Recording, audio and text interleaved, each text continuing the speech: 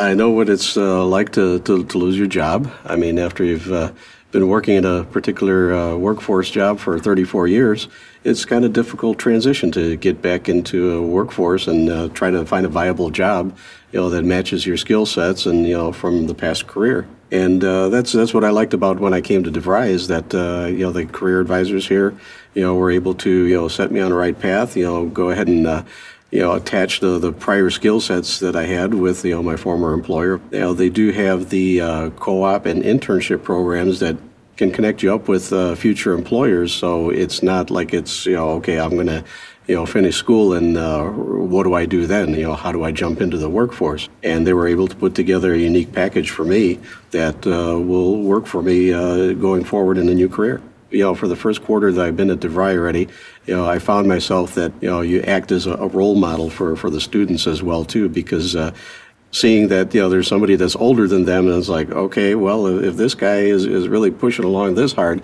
we better try to catch up with him. And he's, twice our age. So I'm Andy Seidler. I'm 54 years old. I'm earning my bachelor's degree at DeVry University. And if I can do it, you can too.